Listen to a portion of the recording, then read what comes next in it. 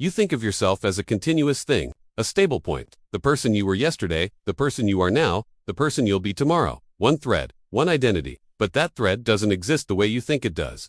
From outside human awareness, the self you experience isn't a structure. It's a pattern recognition event, a recurring output generated by systems that weren't designed to produce continuity. They were designed to survive. Your brain doesn't store you, it reassembles you. Every time, when you wake up, you don't retrieve your identity from some internal archive. You reconstruct it from memory fragments, contextual cues, emotional residue, and the feedback loop between your body and your environment. What you call being yourself is closer to live rendering, frame by frame, moment by moment. This isn't philosophy, it's observable. If you interrupt someone's sleep during deep non-REM phases and ask them who they are, the response is often slower, vaguer, not because they're groggy, because the reconstruction process hasn't fully loaded yet. The sense of self takes time to come online. It requires neural coordination across multiple systems, memory retrieval, language processing, emotional tagging, spatial orientation. You is a boot-up sequence, and once it's running, it feels seamless, because the systems that generate it are optimized to hide the seams. You don't feel the gap between each moment of selfhood. You experience it as one unbroken stream. But that continuity is post-production. Your brain stitches the frames together and calls it a movie. From the outside, what you call identity looks more like weather. A dynamic system with recurring patterns, but no fixed form. You can predict it, you can recognize it, but you can't point to it and say, that's the thing, because it's always in motion, always conditional, always responsive to inputs. You're not consciously tracking. This is why identity feels so stable in familiar environments and so unstable in new ones. It's not that you lose yourself when you travel or change contexts. It's that the environmental cues your brain uses to reconstruct you aren't there. So the pattern wobbles, the rendering struggles. And suddenly you feel like you don't know who you are. You didn't lose anything. The system just couldn't find enough reference points. Now here's where it gets interesting. If selfhood is a pattern, not a structure, then consistency isn't about preserving some core essence. It's about maintaining recognizable signal across changing conditions. And humans are remarkably good at this. Not because the self is solid, but because the brain prioritizes coherence over accuracy. It will edit your memories to fit your current identity. It will ignore contradictions.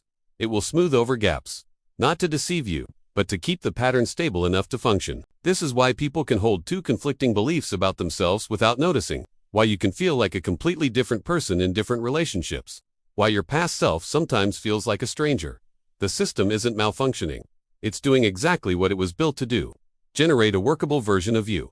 For the context you're in right now, from outside, this looks like adaptive intelligence. From inside, it feels like truth. And that gap is where most inner conflict lives. You expect your identity to be consistent because your experience of it is continuous. But the mechanisms producing that experience don't care about consistency. They care about survival, social coherence, and cognitive efficiency. If shifting your sense of self helps you navigate a situation, the system will shift it, and then convince you it was always that way. This isn't about being fake, it's about being functional. But it does mean that the version of yourself you're defending, protecting, or trying to understand is more fluid than you think, and more constructed.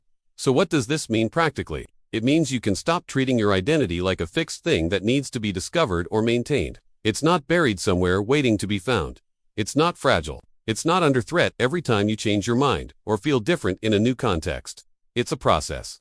And processes can be adjusted. If you don't like the version of yourself that shows up in certain situations, you're not stuck with it. You're not being inauthentic by behaving differently. You're just feeding the system different inputs, different environmental cues, different attentional priorities, and the pattern will shift accordingly.